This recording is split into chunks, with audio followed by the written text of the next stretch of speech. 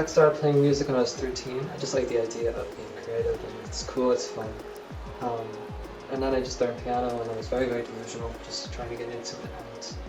And then I just do a bajillion other things with social media, and I realized if I just really work at it, and if I really work very, very hard at it, it can kind of become something which is a little bit of a profession. More than that, like I love the idea of just making music videos or just being creative visually or sonically. It just really appeals to me personally. Biggest, why is music so? Music is so important to me because I would say it's become important. It wasn't very important. I was always really creative. I do drawing, I might have done anything else that eventually like kind of led me to music, does that make sense? And now every day I do it, so. But I'm still kind of young, so I guess it's been since I was 13 that it became every single day that I really tried to discipline myself to become better and take every kind of dynamic sort of any lesson that I could learn from making music. I've been practicing and make myself, a better person from it. Because there's like so many songs you can listen to which will change your perspective, on blogs that you can read, and you can write a song about it or you can discuss it. And I don't know if it's because I have very open opinions and very different opinions about the world. But I don't know if that's just because of the music genre that I listen to, or it's just because I've seen or experienced a lot of different things. So music does say a lot about a person. Biggest musical inspiration? Probably I like Kurt Cobain. I like Daniel Johnson. I like, obviously, the Foo Fighters, Courtney Love, the Distillers. I like Honey, those their Arctic Monkeys, and alternative bands. There are stuff like Black Veil Brides, Girls Bring the Boys. Very alternative, but I'm also into pop too. I mean, I like Marina and the Diamonds and Florence and the Machine and Rhymes. She's pretty good, and that's about it really. I don't listen to much music actually, just because when you write music you don't really listen to so much. I also got into Passion Pit, Alice City is a big one, obviously, clearly. And I like sort of alternative, but I also like pop, I like everything. I don't really view myself as having one genre, I don't expect myself to make one genre. Cool, because I'm from Ireland and to be able to go to somewhere like the UK, that's so close, and it was fun. It was great to have meetups. I did that a couple of times, just for fun. It was very, very fun, and for something to eat. It was just really chill. Like, I didn't know it'd be so. I thought it'd be kind of like, oh my god, I was going to show up and anxiety kicks in, but it's like, no, it's alright. So I would love to do it, and I can't wait to do it. It's going to be fun. Biggest fear? Failure? Or not being authentic, or somehow being trapped. So, I guess failure to leave or succeed. Because I guess that's what failure is. I get really into fussing about things, so I would say it's just kind of failure. Feeling trapped. Got me into singing. That's very good. I like the question about singing because I find it funny, like I do singing but no one ever asks me questions about singing.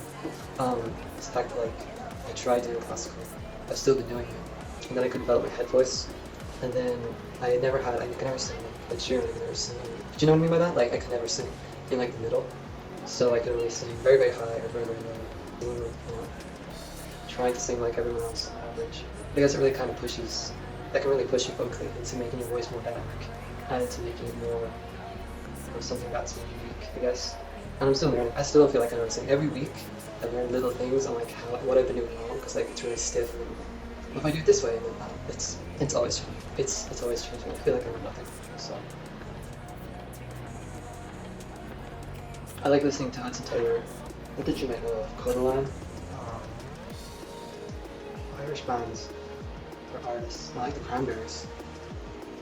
That's about it. I have to get more into more Irish artists, obviously. That's tough. Considering I'm from here, there's like 200. The Irish music scene. It's nice, it's friendly. I'd apply myself to play clubs and gigs and stuff. They take me in, but they don't let me back because music is kind of different, which is understandable, but I don't have to play in Kyotos. Traditional, stuff like that. That's a really long time ago, but that's nothing to do with what I do now. But I really try to do stuff like that, and I find that if you don't sort of if you are kind of popish, they don't really want anything to do with you, which is okay because they can have their own style of being very traditional, very alternative, very traditional, and the most pop that you get around is Ed Sheeran. He's kind of like the most pop thing. So if it goes beyond that, it's like, you can't play anything else. Whereas that's kind of what it is. And there's a good folk scene around. What I like about the UK, I've only been there a couple of times, and I like that. I think it's the same as Ireland in a way. There's nothing too different. As in, it's good because you have far more of a chance to be played on, I think, British radio or UK or Irish radio if you're an alternative act instead of being pop. You could get a spot on like the national radio if you were something like Jake Bug. Compared to, I don't think that would. If you were just an American artist, you wouldn't really. They don't have a national radio. Do you understand what I mean? Like they have one in every single state, so it's different. And I definitely think you have more of a chance if you were to be more of a weirder type of an artist coming from the UK or Ireland.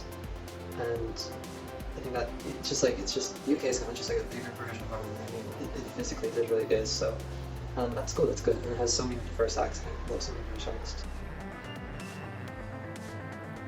Favorite thing about Ireland? I don't know. It's not too. It's just kind of like my house, friends. You know, that's about it. Just when I look back, it would be a place where everything was very normal.